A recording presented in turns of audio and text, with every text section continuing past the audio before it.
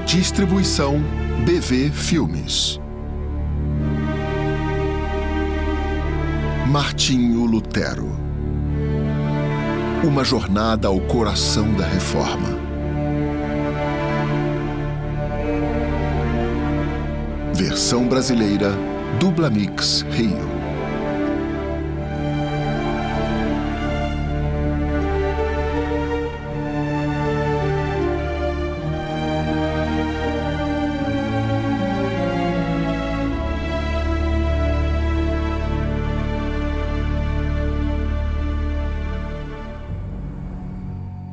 Quando o ousado protesto de Martinho Lutero foi pregado nas portas da Igreja Castelo, em Wittenberg, Alemanha, ele tinha pouca noção da tempestade que cairia em consequência. O evento mexeu com as fundações da Igreja medieval e mudou o mundo religioso e político para sempre.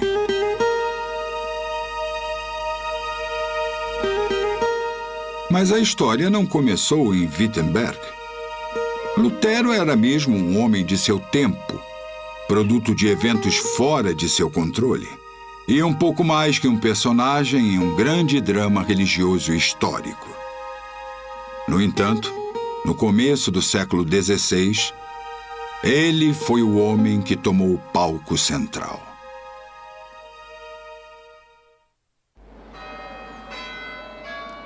Lutterworth, Inglaterra. Deus Todo-Poderoso, a quem todos os corações estão abertos, todos os desejos são conhecidos, e de quem... As influências de Lutero podem ser ligadas à Inglaterra 150 anos mais cedo, até John Wycliffe, mencionado frequentemente como a estrela da manhã da Reforma. Wycliffe, um literato, foi expulso de sua posição como tutor em Oxford porque questionou uma série de doutrinas fundamentais da Igreja. Mas, mesmo após ser banido de Lutterworth em Leicestershire, onde foi vigário, continuou a reafirmar a autoridade da Bíblia sobre a tradição e fez a primeira tradução da Bíblia para o inglês por mais de 1000 anos.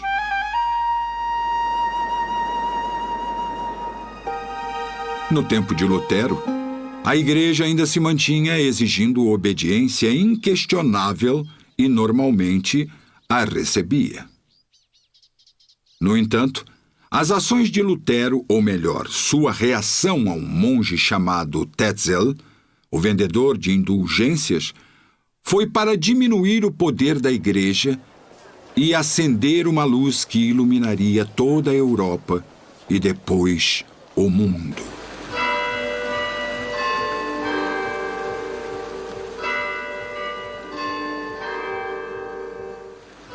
Lutero, certamente, é a figura histórica mais importante de todo o século XVI para a história alemã e talvez para a história europeia também.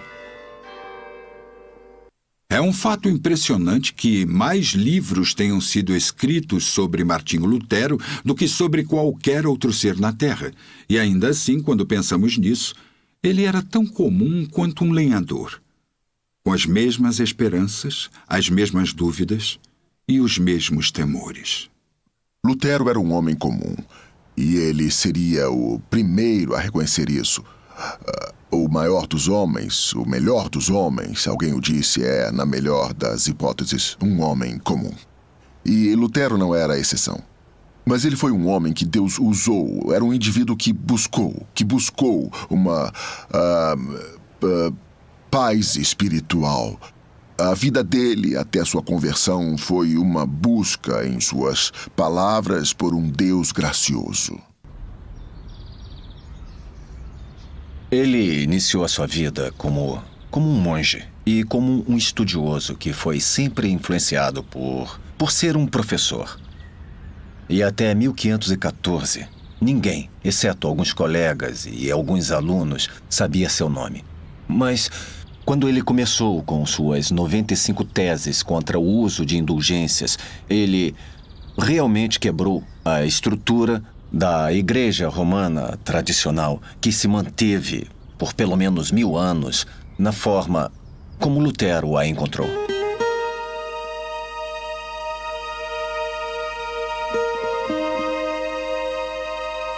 Local de nascimento de Lutero, Eisleben. Estátua de Lutero, praça principal, Eisleben. Martinho Lutero nasceu aqui, em Eisleben, uma pequena cidade charmosa no leste da Alemanha. Seus pais eram membros devotos da igreja e o jovem Martinho foi criado na tradição medieval, onde Deus era visto como um juiz bravo e vingativo que deveria ser obedecido a todo custo. Ele adquiriu essa noção dos próprios pais. Seus pais eram rígidos com ele. Ele aprendeu a obedecer, aprendeu a temer. Ele não aprendeu a amar, a confiar e acreditar. Isso foi um processo entre a fase jovem e adulta.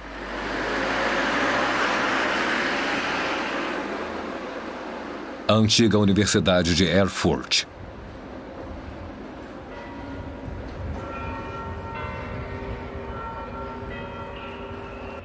O pai de Lutero era um mineiro e, como todos os pais, tinha grandes esperanças para seu filho. Por sugestão sua, Martinho veio para cá para se aplicar para estudar direito na universidade. Lutero obedeceu ao pai, mas não tinha certeza quanto à profissão. Ele foi para casa por uma semana para pensar sobre o que devia fazer. E no caminho de volta para cá, ele foi apanhado por uma tempestade violenta. Se mesmo para nós tal experiência pode ser assustadora, para as pessoas do tempo de Lutero, era apavorante.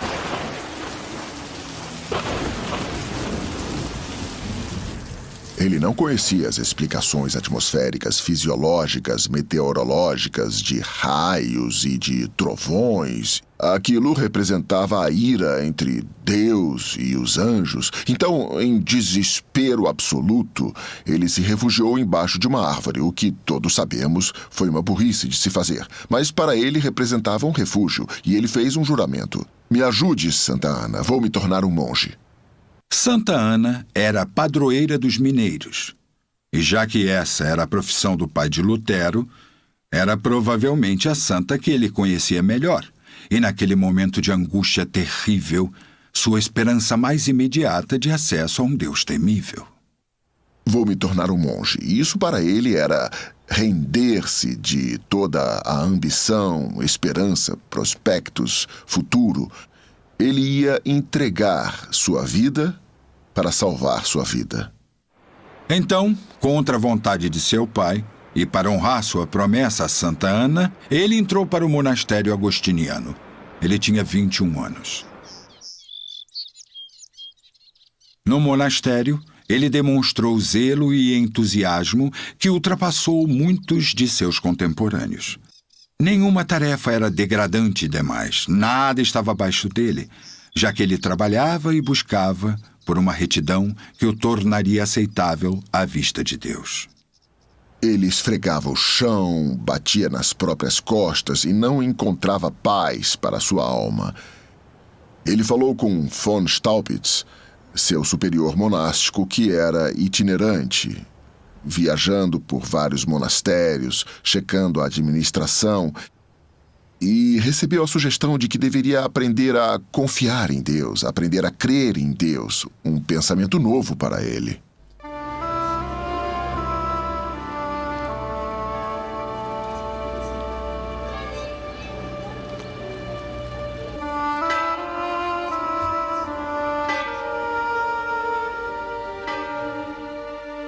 Staupitz também arranjou um lugar para ele aqui, em Wittenberg, na nova universidade.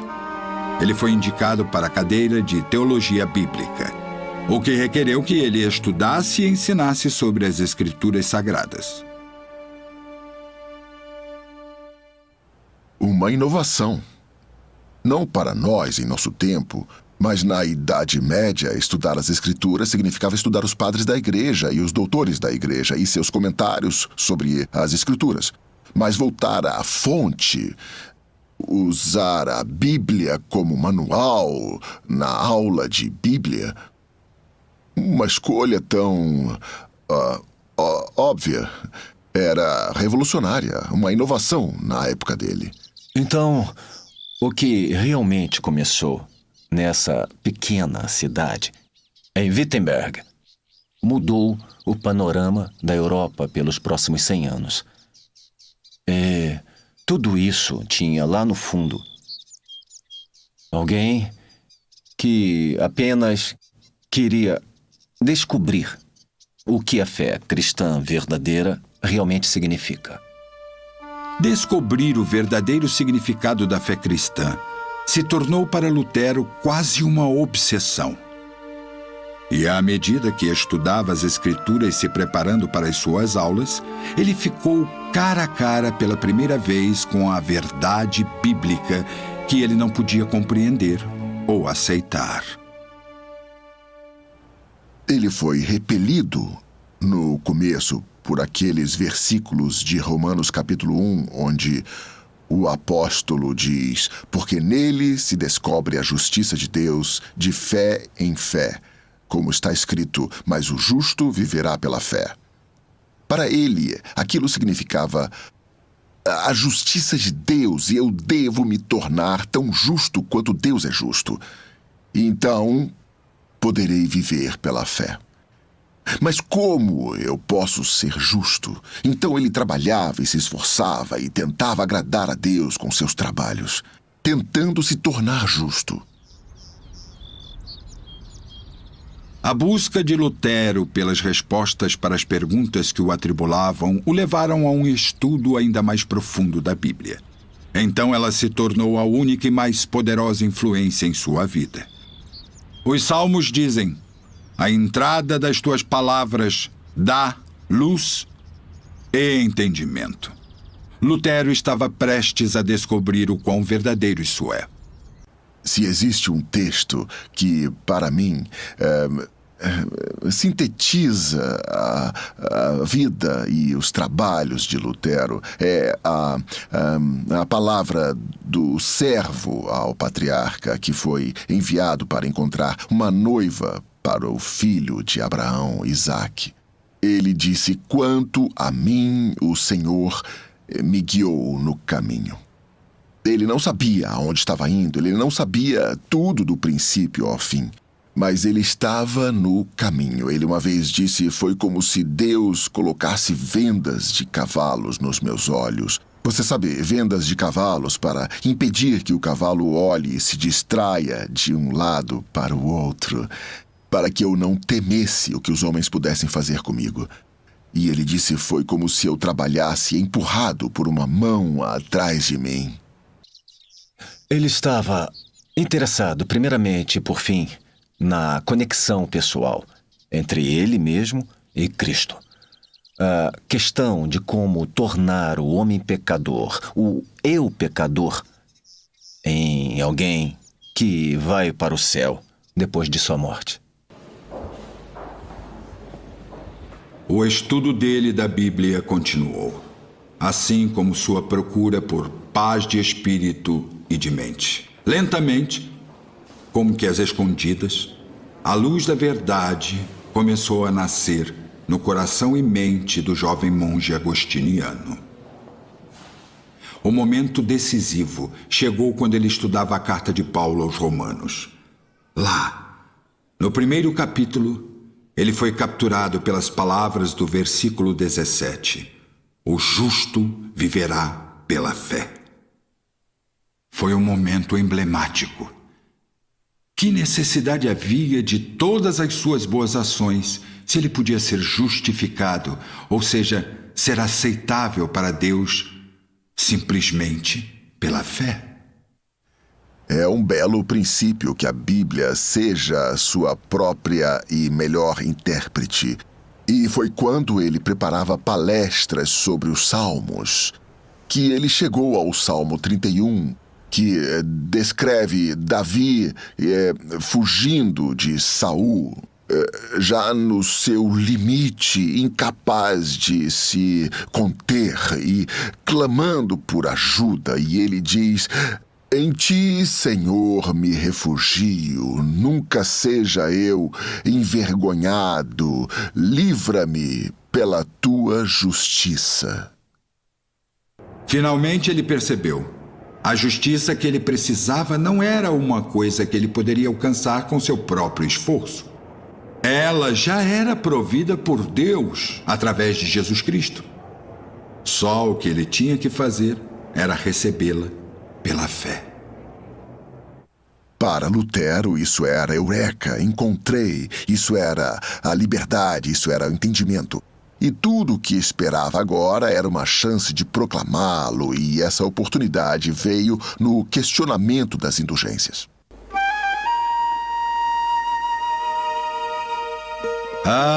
O questionamento das indulgências foi o que trouxe todo o movimento da Reforma.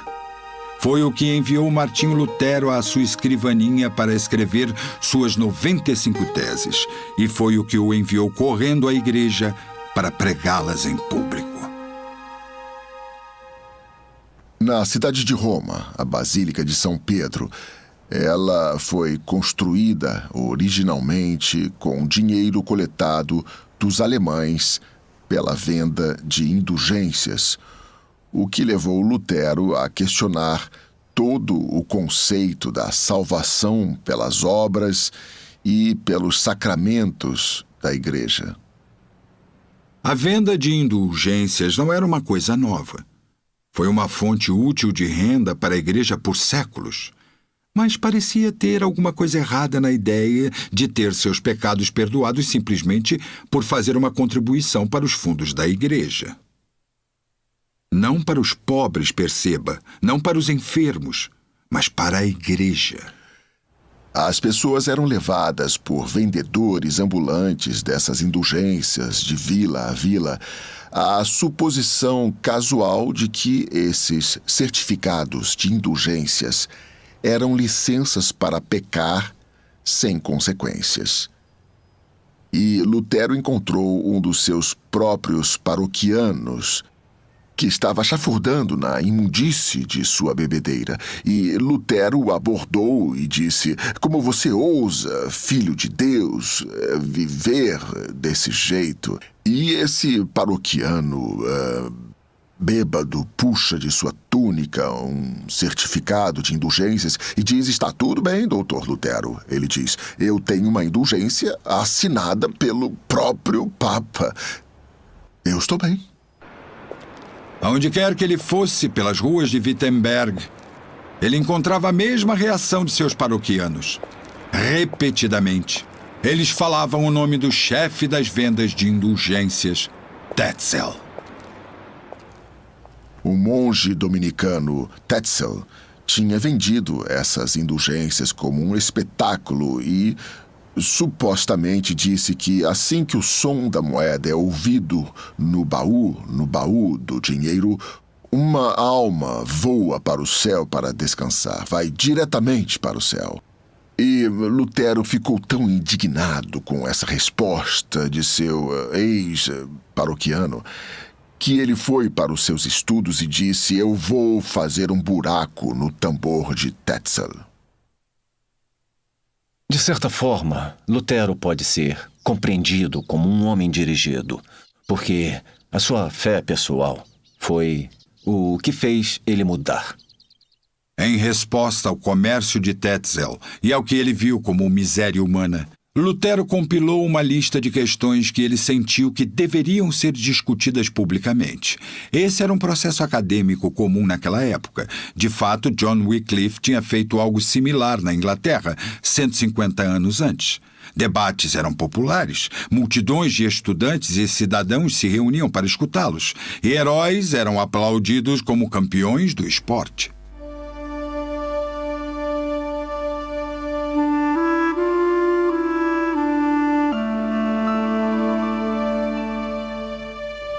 Lutero selecionou 95 dessas questões, ou tópicos, e os pregou aqui em Wittenberg, na porta da igreja.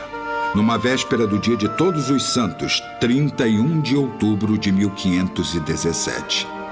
E ele as professou com essa introdução: por amor à verdade e no empenho de elucidá-la, discutir-se-á o seguinte assunto em Wittenberg, sob a presidência do reverendo Padre Martinho Lutero. E ele convidou todos que quisessem ir e participar. Muitas das propostas de Lutero eram ousadas e desafiadoras.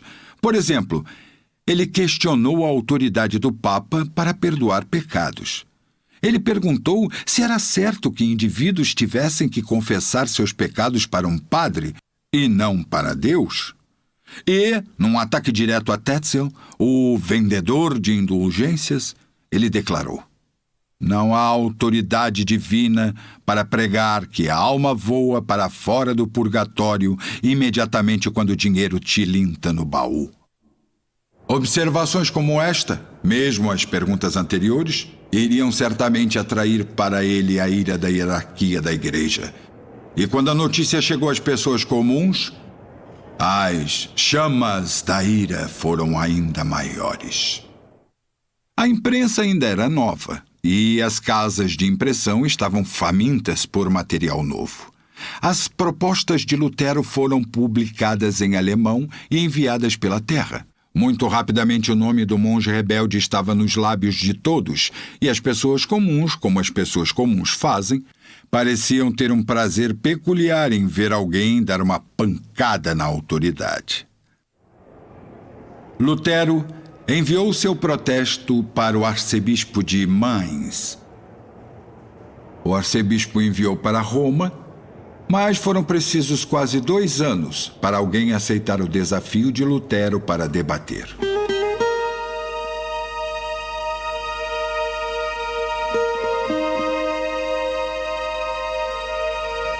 Mas esse dia chegou na Universidade de Leipzig, quando o teólogo católico alemão John Eck pegou as teses e postulou a autoridade dos padres da igreja contra elas. Eck narrava seus argumentos por vários minutos, citando os padres e doutores da igreja. E Lutero ouvia, então respondia: você falou muito vigorosamente, mestre Eck. Você citou Agostinho, Aquino e Boaventura, mas São Paulo diz... E com um único versículo das Escrituras, Lutero efetivamente acabou com os argumentos de Eck. Então, veja bem, Lutero estava exercitando a autoridade primária das Escrituras.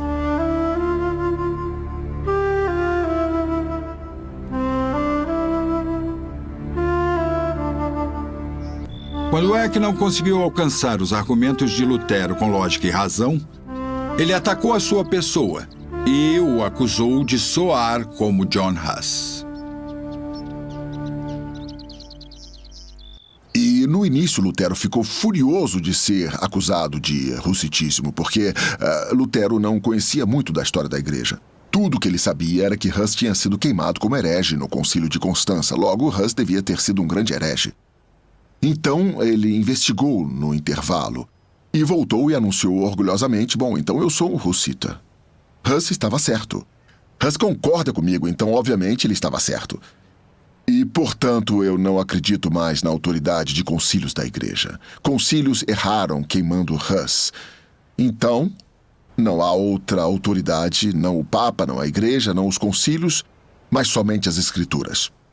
De uma certa forma, Lutero perdeu a discussão em Leipzig. Mas, de outra forma, ele saiu como vencedor. Ele foi forçado a reexaminar os argumentos e, em particular, rever sua postura quanto à autoridade da Igreja em oposição à autoridade da Bíblia Sagrada. Era uma evolução, era um processo. Quanto a mim, o Senhor me guiou no caminho.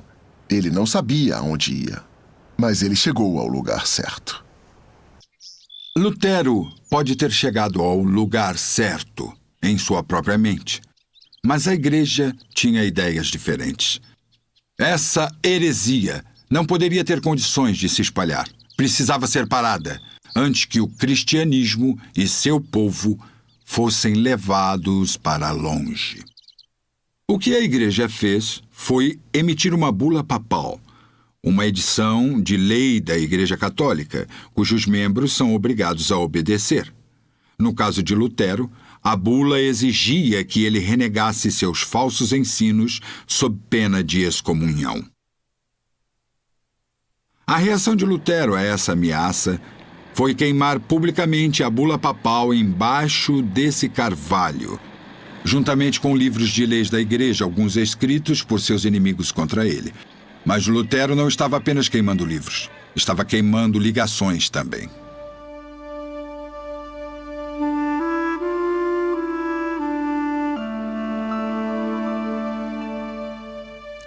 Um rompimento definitivo com Roma era agora inevitável. E em 3 de janeiro de 1521, o Papa Leão X emitiu uma ordem de excomunhão contra Lutero.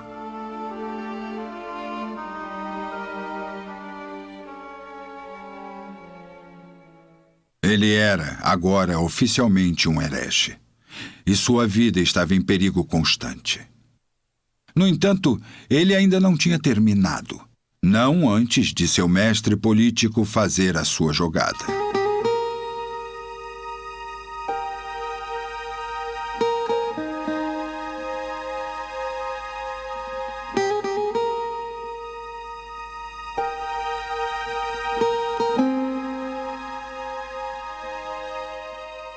A Alemanha era composta por diversos pequenos estados, cada um com seu próprio governante, e eram todos ligados politicamente pelo Sacro Império Romano.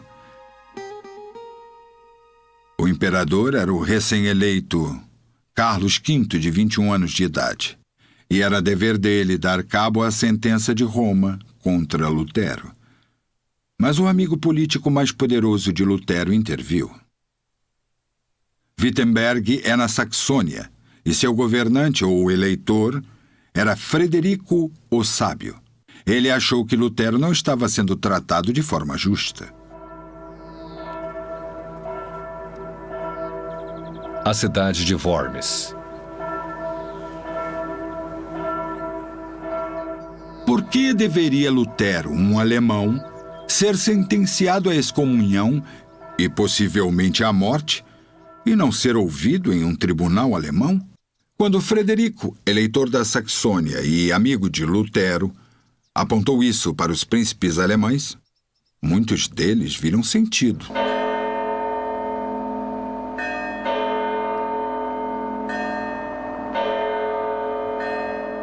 Acontece que a Dieta Imperial, ou Conselho Formal do Sacro Império Romano, se encontrava naquela época em Worms. Estava deliberando sobre numerosas questões, mas é lembrada hoje somente em conexão com Martinho Lutero. O imperador foi persuadido a ouvir o caso de Lutero, e ele foi intimado a comparecer diante da Dieta em 15 de abril de 1521.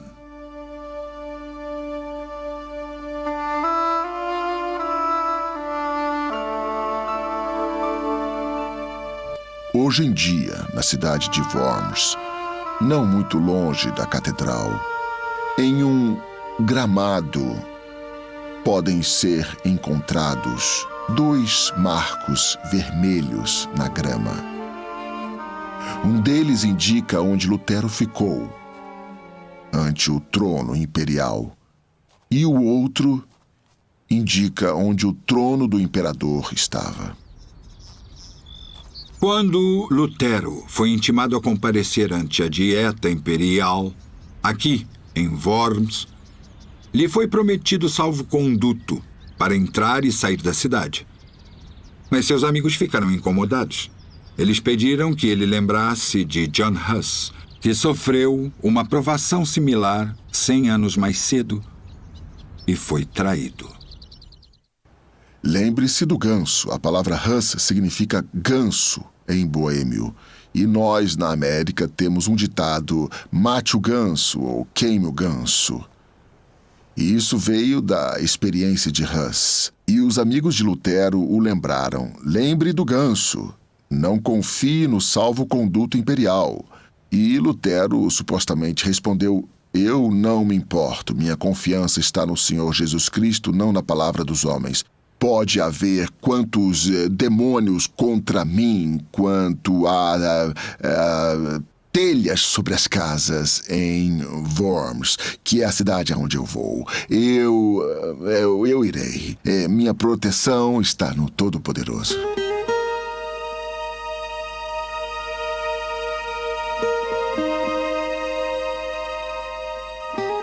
A jornada de Wittenberg até Worms é de mais de 480 quilômetros e hoje em dia levaria cerca de 3 semanas.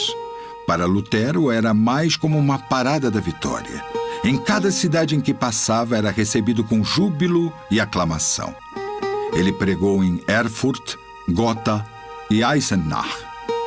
E quando finalmente chegou em Worms, foi novamente bem recebido por multidões animadas.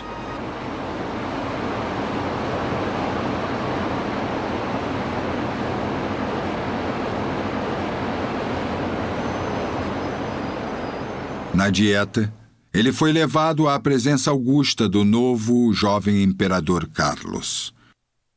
Carlos não tinha prática e era inexperiente nos assuntos de Estado, e sabia pouco sobre a lei. Na verdade, ele dependia mais dos príncipes alemães do que eles dele. Ele não podia lutar em suas guerras se não fosse pelo apoio dos príncipes alemães. E ele tinha guerras, os turcos ao leste e os franceses ao oeste. E agora ele tinha esses partidários de Lutero entre os príncipes. E eu realmente acredito que Deus o manteve manteve esse jovem imperador ocupado demais para estrangular esse bebê da reforma em seu berço como era, até que crescesse até sua juventude e não pudesse mais ser tão facilmente extinto. Quando a dieta se agregou, deve ter sido uma experiência assustadora para Lutero. Aparentemente uma voz solitária contra o mundo. Quem era ele para desafiar a autoridade de sua igreja e de seus padres? Lutero iniciou sua defesa na dieta de uma forma educada e deferente. Sereníssimo Senhor Imperador, ele começou. Ilustríssimos príncipes e graciosíssimos senhores, rogo-vos conceder uma audiência graciosa. E se por minha inexperiência eu negligenciar a dar a alguém seu título apropriado, façam a gentileza de me perdoarem. Eu sou um homem que passou sua vida não em tribunais, mas nas celas de um monastério. Eu imagino como seria esse conclave de igreja e Estado no nosso país. O paralelo seria ambas as casas do Congresso, a Suprema Corte, o Conselho Nacional de Igrejas, todos os poderes da terra. E esse simples monge alemão que tinha causado tantos problemas era trazido diante deles e recebeu 2 simples perguntas, enquanto cópias de seus escritos estavam diante dele na mesa. Esses trabalhos são seus? Sim. Você vai abjurá-los? Vai retratar-se? Ele foi questionado sobre isso num dia, ele não veio preparado para isso. Eu vim aqui esperando debater, discutir, que me mostrasse onde eu estou errado. E me deu um tempo. Ele queria tempo não para decidir se devia se retratar ou não, mas tempo para formar uma resposta no momento apropriado, para testemunhar apropriadamente sobre a graça de Deus. Eles lhe deram 24 horas. Lutero não escreveu um discurso. Em vez disso, passou a noite em oração. E voltou no dia seguinte para encarar as mesmas 2 perguntas. Esses são seus escritos e você vai se retratar? À primeira pergunta ele respondeu: sim, esses são os meus livros.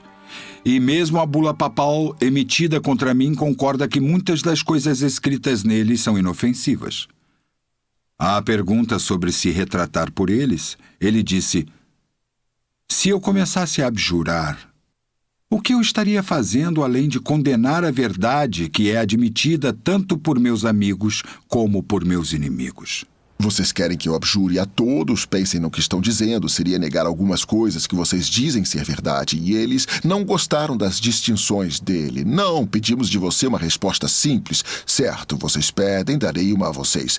A não ser que me mostrem provas claras da Bíblia, ou por motivo certo, motivo regenerado, não seus sofismas, eu não vou abjurar a nada. Minha consciência, ele disse, é cativa da palavra de Deus. Ir contra a consciência não é nem certo, nem seguro. Ele quis dizer a palavra são. Vou enlouquecer se fizer isso. Ele podia dizer que ir contra a consciência não é certo, porque ele tinha acabado de dizer minha consciência é cativa da palavra de Deus. Sua consciência foi ensinada pelas Escrituras, logo, era um guia válido. Monumento da Reforma, Worms. A não ser que me seja mostrado pela palavra de Deus onde estou errado, não vou abjurar nada, disse Lutero. Novamente, com notável rebeldia, ele não estava se submetendo. Ele disse as palavras mais famosas da história da Reforma. Aqui estou. Não posso agir de outra forma. O senhor me ajude. É tão notável e tão surpreendente esse simples pronunciamento, sem medo, sem orgulho, mas sem se importar com as consequências, de dizer a verdade como ele a entendia. Havia desenhos em todos os lugares, inclusive os dos secretários que estavam transcrevendo o que era dito. Lutero se voltou para os poucos amigos que o acompanharam, esperando apoio e encorajamento. Mas, em vez disso, viu em seus rostos nada além de abandono e desespero. Pareciam estar dizendo: você conseguiu agora. Seu ganso foi cozido. Você está acabado.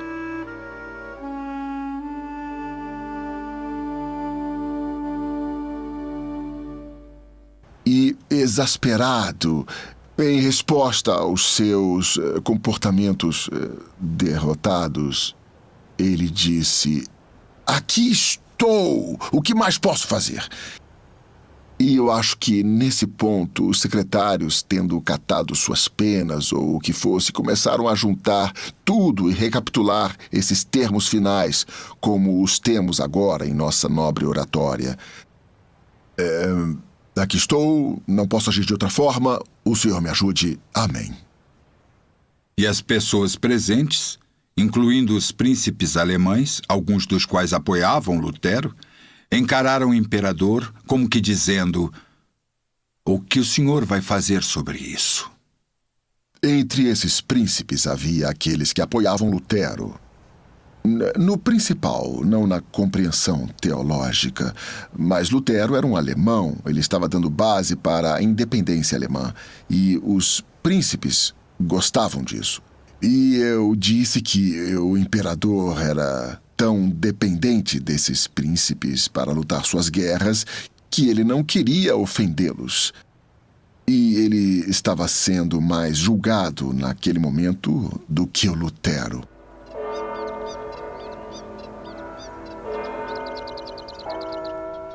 O imperador deu um sinal e os dois guardas levaram Lutero embora. A multidão deu um berro e, quando Lutero passou, os guardas espanhóis gritaram: El fuego! El fuego!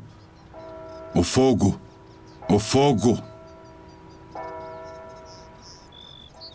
No entanto, Lutero foi devolvido são e salvo ao seu alojamento, enquanto o imperador e seus conselheiros deliberavam mais sobre seu destino.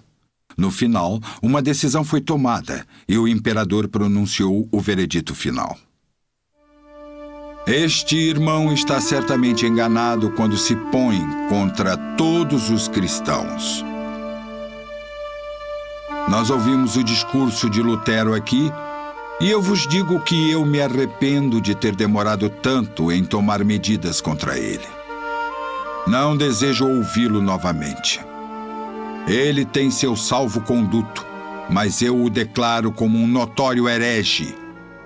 E espero que vocês, como verdadeiros cristãos, façam o mesmo. Um arrepio percorreu a plateia. Lutero havia sido proclamado um herege pela Corte Suprema do Império. Só havia uma sentença: a estaca. No entanto, não haveria nenhuma estaca em chamas para Martinho Lutero. No dia seguinte, ele iniciou a longa jornada de volta para Wittenberg. Havia temor por sua vida. Com a promessa de salvo-conduto que duraria mais 21 dias, ele tinha que correr. Seus amigos, agindo sob instruções de Frederico o Sábio, decidiram por uma ação drástica.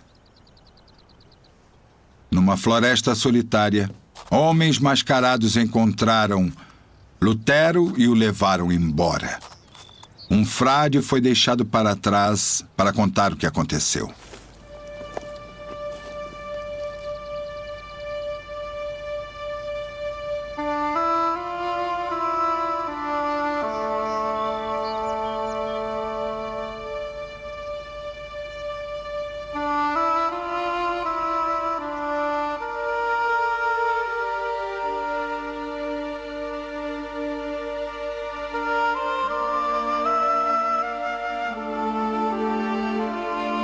Castelo de Wartburg, próximo a Eisenach.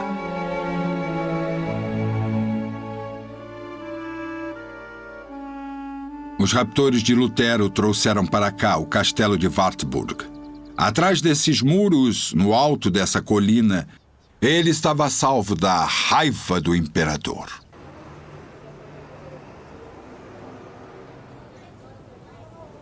Ao longo das semanas seguintes, enquanto crescia cabelo na cabeça raspada do monge e uma barba também, Lutero adquiriu uma nova identidade. Ele se tornou Junker Jorge. Sua temporada em Wartburg não foi desperdiçada. Uma torrente de palavras fluíram de sua caneta atarefada. Sermões sobre as epístolas e evangelhos, ataques a vários oponentes da Reforma e o mais importante, uma tradução do Novo Testamento. O trabalho de Lutero no Novo Testamento alemão se tornou o estabelecimento da linguagem literária alemã. E isso é interessante para mim porque era o século XVI. O mesmo havia sido feito com o inglês por Chaucer no século XIV, os Contos da Cantuária, e por Dante na Itália, na Divina Comédia, novamente no começo do século XIV. Mas a Alemanha estava pelo menos 2 séculos atrás do resto da Europa em sua transição do feudalismo medieval para o nacionalismo político, seu conceito de independência. Lutero era um camponês. Lutero era um homem do povo.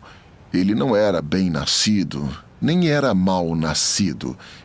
Ele era, eu digo, um camponês, mas seu pai logo se tornou um mineiro e o enviou para a universidade. E Lutero tinha uma educação clássica, mas não escolheu a Alemanha alta e formal, nem a baixa e comum, no sentido de linguagem crua, mas a linguagem do meio, o alemão respeitável, não o altamente culto. E essa escolha de dialeto se tornou tão efetiva em comunicar o que escritores alemães subsequentes viriam a escrever às pessoas a quem se dirigiam. Martinho Lutero era, na verdade, bastante conservador. e não percebeu até bem mais tarde que tudo o que ele estava fazendo teria consequências revolucionárias. Ele nem sonhava em começar uma nova igreja ou em criar uma nova ordem social. Mas isso, de fato, foi o resultado. O que a maioria das pessoas não percebe é que a reforma da Igreja de Lutero não está confinada aos limites da Igreja. Ela mudou a sociedade do seu tempo. É claro, para acompanhar a reforma da Igreja veio uma grande reforma educacional. Lutero realmente é o fundador do sistema educacional elementar na Alemanha.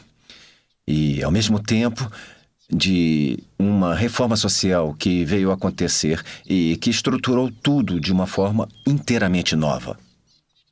Primeiro, nas áreas protestantes da Alemanha e, mais tarde, também nas áreas calvinistas e mesmo nas áreas católicas da Alemanha. E, mais tarde mesmo, na Europa. Ele se tornou, num certo sentido da palavra, também o professor de outros reformadores, como Zwingli, em Zurique, ou João Calvino, em Genebra.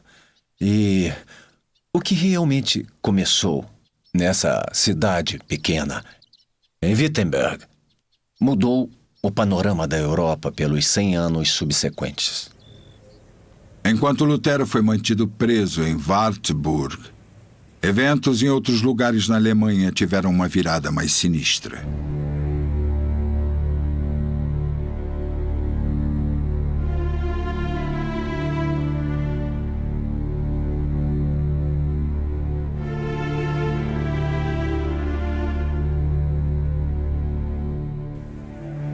Radicais obstinados que não queriam deixar o processo de mudança se mover à sua própria velocidade começaram a quebrar igrejas, destruindo imagens e incitando revolução.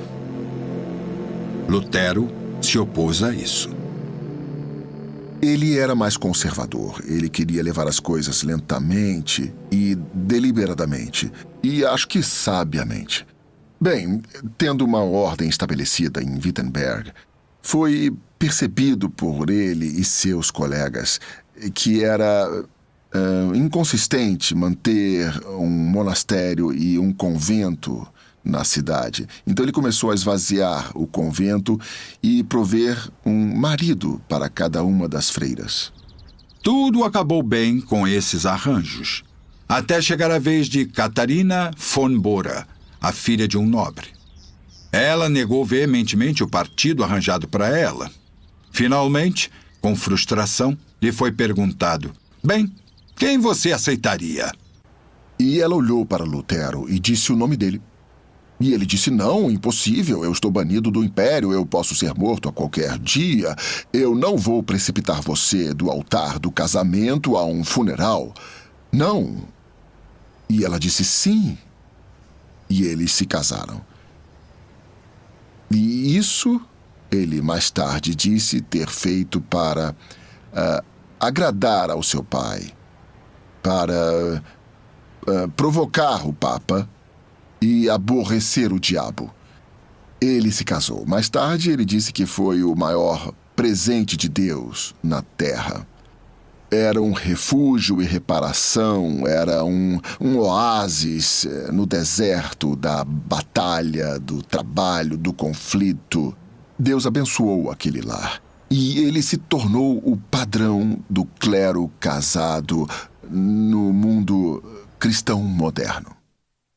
O casamento de Lutero com Catarina von Bora foi uma das grandes influências estabilizadoras de sua vida. Com o tempo, ele viria a contar com ela mais e mais, se referindo a ela como Cati e minha costela. Ela administrava a casa com eficiência, assegurava que houvesse sempre algo na bolsa para emergências e cuidava e alimentava os estudantes sob instrução de Lutero.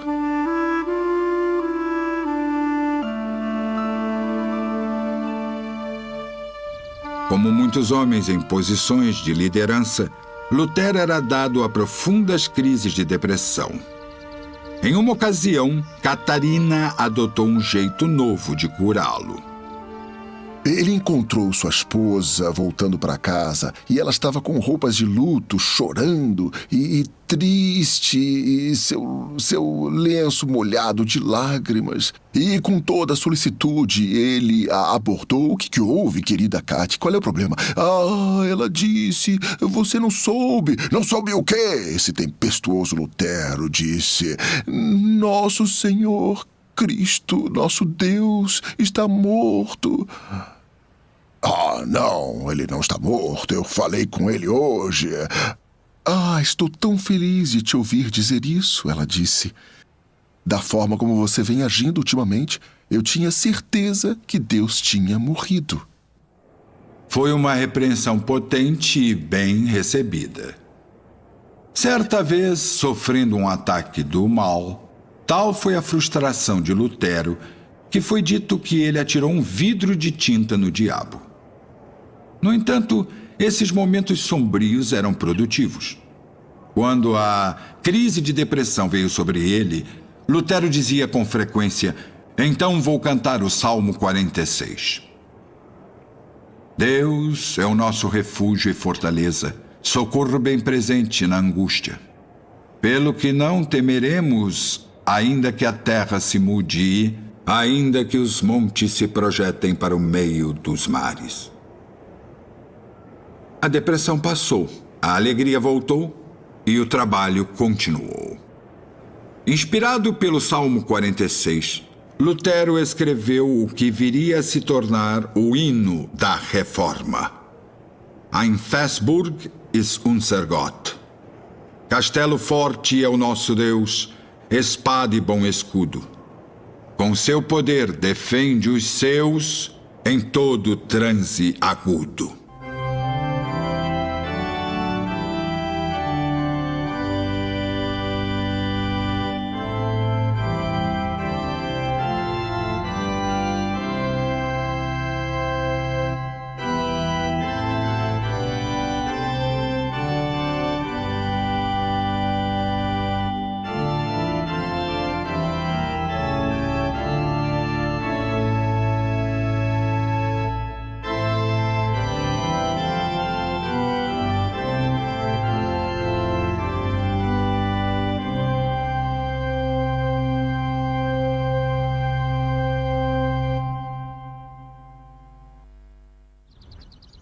Muitos dos fiéis tomaram uma postura forte como Lutero, contra os males de um sistema de igreja corrupto, e pagaram por isso com suas vidas.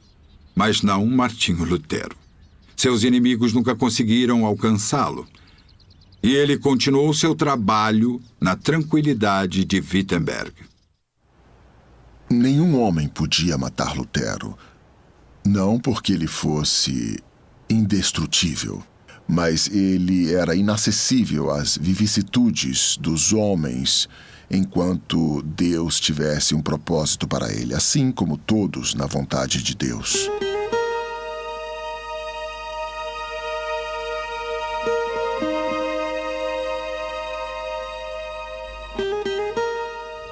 Martinho Lutero morreu tranquilamente em sua cidade natal, Eisleben, em 17 de janeiro de 1546. Tinha 62 anos. Muito pode ser dito sobre sua influência e legado. E seus tópicos têm sido assunto de muitos livros. Quando pensamos em Martinho Lutero hoje, automaticamente pensamos reforma. E isso deixou ao mundo seu próprio legado.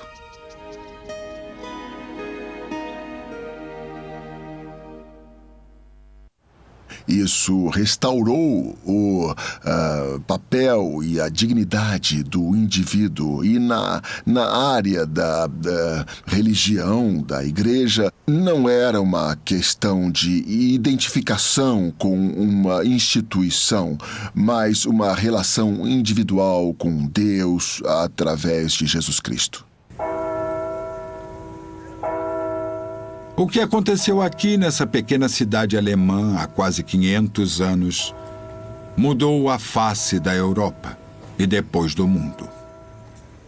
Martinho Lutero já se foi há muito tempo, mas Wittenberg ainda está aqui E nos foi dito, pouco mudou desde a época dele. Para mim, ainda há uma atmosfera de velho mundo nessa cidade, reminiscente, tenho certeza, da Reforma. Ainda hoje, em Wittenberg, pode-se ver, sentir, tocar a história. Pois você ainda anda pelas mesmas ruas que Lutero andou. Você ainda pode tocar as mesmas soleiras que ele tocou. Você ainda pode adorar na igreja onde ele pregou. Então, em Wittenberg, estamos perto do sentimento da Reforma, como em nenhum outro lugar que eu conheça.